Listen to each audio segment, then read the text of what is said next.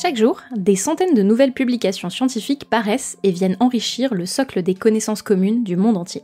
Les résultats de ces fameuses publis, comme on les appelle dans le jargon académique, sont souvent méconnus, à l'instar des femmes et des hommes ayant contribué à leur réalisation.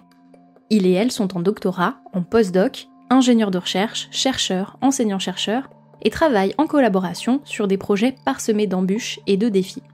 Cette collection de podcasts vous emmène dans les coulisses des articles scientifiques et au cœur de la recherche. Vous écoutez Portrait croisé, un podcast de l'Université de Strasbourg produit par le réseau Alumni.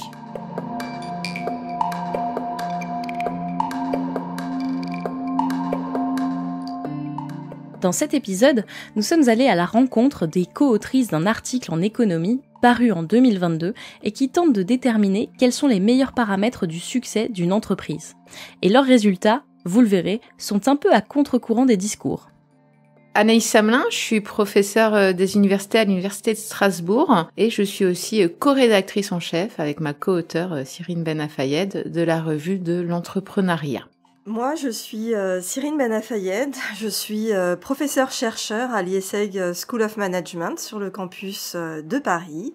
Je suis chercheuse en entrepreneuriat collectif et je fais partie du laboratoire de recherche LEM, affilié au CNRS. Et je suis aussi co-rédactrice en chef avec Anaïs de la revue de l'entrepreneuriat.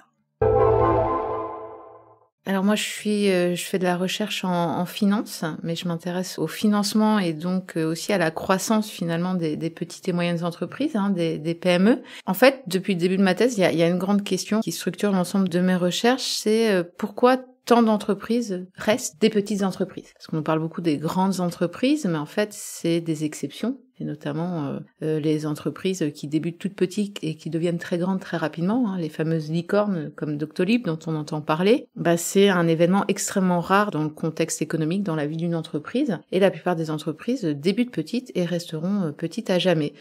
En termes de contexte, moi, ce qui m'avait intéressé, c'était le phénomène de Startup Nation. Une licorne, finalement, c'est un épiphénomène. Je veux dire, ce n'est pas la norme. Et mon sujet d'intérêt de départ, c'était vraiment ça. On nous parle sans cesse de licorne, de start-up, de croissance, etc. Et ok, très bien.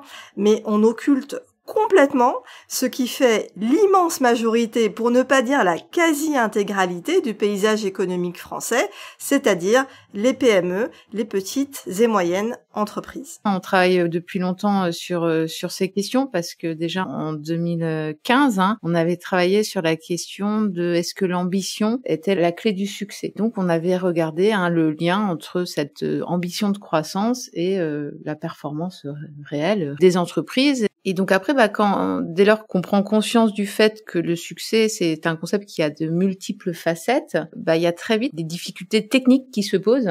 Donc au début, on s'était interrogé là-dessus, on partait sur une recherche finalement assez théorique et méthodologique, en comparant différentes manières de mesurer le succès. Et dans cet article, on se fondait sur un papier qui proposait une approche assez originale de la mesure du succès, qui est une approche dite configurationnelle, où il croisait deux mesures, la rentabilité et la croissance, et il définissait 4 possibilités.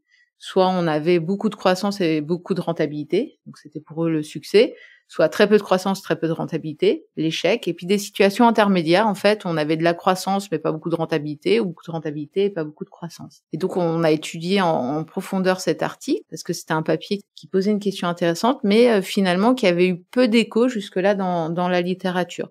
En fait, quand on a vu ce papier, on avait trouvé que les résultats étaient vraiment super intéressants. On ne comprenait pas que ces résultats n'avaient pas eu un plus grand écho au sein d'abord de la communauté académique, mais aussi auprès des praticiens, de toutes ces personnes qui accompagnent l'entrepreneuriat, des décideurs au niveau des politiques publiques, etc. Donc ça nous a vraiment beaucoup intrigués. Et on s'est dit que, en tant que scientifique, si ça se trouve, ça n'a pas eu un si grand écho parce que les résultats ne tiennent pas. Et donc, c'est une des raisons pour lesquelles on a décidé effectivement de répliquer les résultats sur un plus grand échantillon et sur une plus grande durée. En sciences sociales, c'est complexe d'établir la causalité, parce que contrairement aux sciences expérimentales, on peut pas forcément faire une expérience. Bien évidemment, si moi je veux voir l'effet d'une crise bancaire sur un pays, je vais pas déclencher une crise bancaire et voir ce qui se passe. Vous voyez tout de suite, je pense, les conséquences désastreuses et le peu d'éthique qu'il y aurait dans ce genre de procédure. Globalement, en sciences sociales, on peut uniquement observer. Alors, ce qu'on peut faire, et nous c'est la méthode qu'on a utilisée dans cet article, on peut utiliser le pouvoir des statistiques, et plus précisément on va parler de l'économétrie, donc c'est toute la branche des statistiques qui a été développée pour l'économie. Je peux pas mettre mes entreprises dans un laboratoire, mais je peux essayer de mesurer le plus de choses possible quant au contexte dans lequel elles évoluent. Je vais pouvoir mettre toutes ces variables pour expliquer ce que je cherche à observer.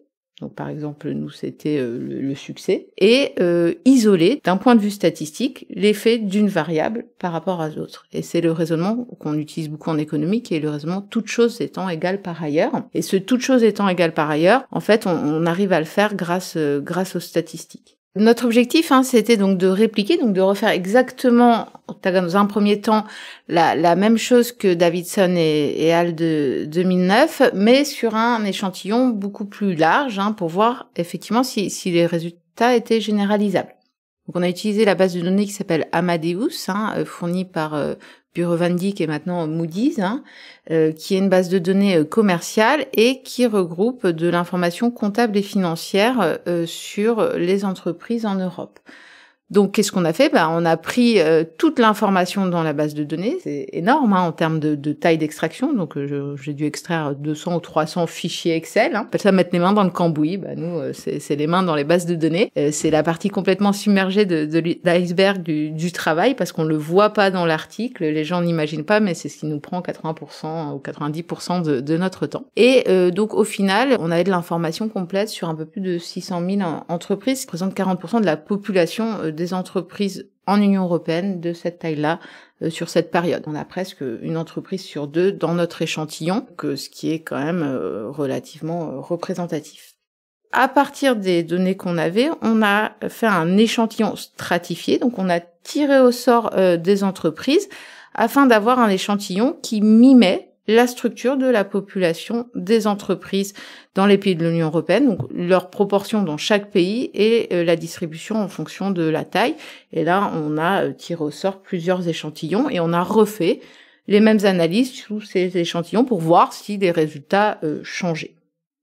Donc, dans un deuxième temps de notre réplication, effectivement, on a réestimé nos modèles en utilisant 4 ou 5 méthodes alternatives pour voir si nos résultats étaient robustes, c'est-à-dire est-ce qu'on observait toujours les mêmes résultats en utilisant des méthodes alternatives. En termes de résultats, c'était assez intéressant parce qu'on a déjà, dans un premier temps, confirmer les résultats de l'étude publiée en 2009. Donc on a trouvé que les entreprises qui souhaitaient avoir une croissance soutenable, atteindre le succès, avaient plutôt intérêt à commencer par avoir une base de rentabilité avant de pousser la croissance. Et pour reprendre le titre de l'article original qui était ne pas mettre la charrue avant les bœufs, c'est le résultat qu'on a confirmé. Pour croître de manière durable et rentable, une entreprise doit faire attention à assurer sa rentabilité dans un premier moment. Donc si vous voulez, les bœufs, c'est un petit peu la rentabilité. Et après, on peut ajouter dessus la charrue de la croissance, parce que si on se focalise tout de suite sur la croissance, cette croissance risque d'être fragile et donc pas soutenable dans le temps. Et là, clairement, notre résultat alerte sur le fait que ces politiques publiques et ce discours, en fait, orienté autour de la croissance, peut être néfaste, en tout cas pour la grande majorité des entreprises. Par contre, dans certains contextes très particuliers, notamment celui des licornes, mais seul contexte dont on entend parler, dans ce contexte-là, privilégier rapidement la croissance peut être stratégique parce qu'on a des phénomènes très particulier, parce qu'on est sur des marchés très particuliers. Mais à nouveau, les licornes, ça représente 0,0001% des entreprises sur Terre. Première implication de ces résultats par rapport à notre recherche, ce serait aussi de mettre de l'eau dans notre vin au niveau de ce qu'on enseigne en entrepreneuriat et de prendre en compte simplement le fait que tout le monde n'a pas vocation à créer une licorne. Deuxième implication, c'est au niveau des politiques publiques. De dire que si jamais on considère uniquement la croissance comme facteur de succès, c'est problématique parce que ça signifie qu'on va diriger essentiellement nos moyens vers de la croissance. Or, on a démontré que si on veut faire quelque chose de pérenne, il faut arriver à privilégier la rentabilité dans un premier temps. Effectivement, je pense que l'impact académique, il y a eu un petit impact, notamment parce que Per Davidson, qui est vraiment central dans le domaine, nous a cité à parler de notre article. Il y a eu pas mal d'articles, en fait, un petit peu autour de cette question-là, de la remise en cause du modèle des licornes. Donc, il y a un débat maintenant qui est instauré là-dessus dans le milieu académique. Après, voilà, on aimerait bien le voir aussi dans le milieu plus praticien, voire en termes de politique publique. Mais pour l'instant, j'ai pas l'impression que ça soit quelque chose qui soit encore monté dans les ministères et autres. Mais par contre, je me rends compte que beaucoup de praticiens me disent « Mais oui, vous avez raison. On en a assez finalement d'entendre la croissance, la croissance, la croissance ». Quelque part, même s'ils n'avaient pas forcément mis un mot là-dessus, c'est un sentiment qu'ils partagent. Et peut-être le fait de l'avoir montré, formulé et démontré va aider ces praticiens finalement à se dire mon intuition est bonne et je vais dans le bon sens. Ce qui m'intéresse à ce stade, moi, c'est bien sûr de continuer la recherche par rapport à cette notion de croissance soutenable, de croissance durable, parce que j'y crois profondément. C'est vraiment une conviction scientifique. Parallèlement, ce que je souhaite, c'est qu'on puisse effectivement plus investir le domaine de la prise de décision publique, politique, sur ce sujet-là.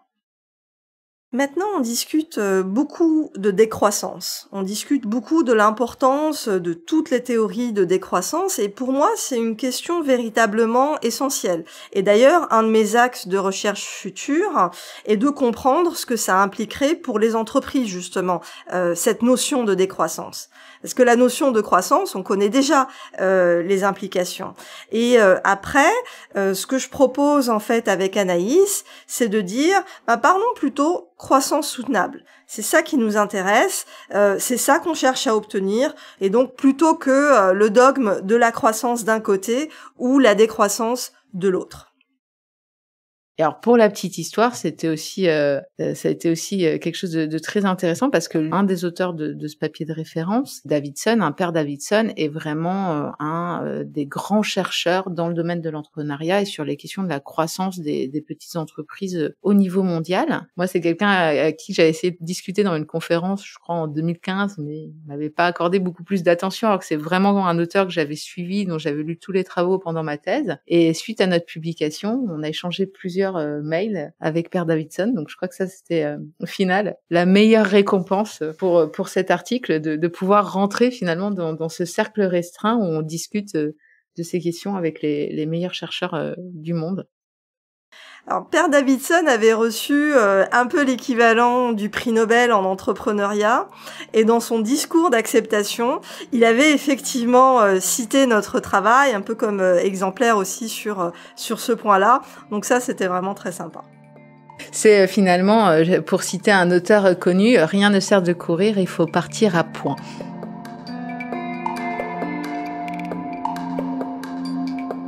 C'était Une Publi des Humains, un podcast de l'Université de Strasbourg produit par le réseau Alumni. Retrouvez-nous sur alumni.unistra.fr.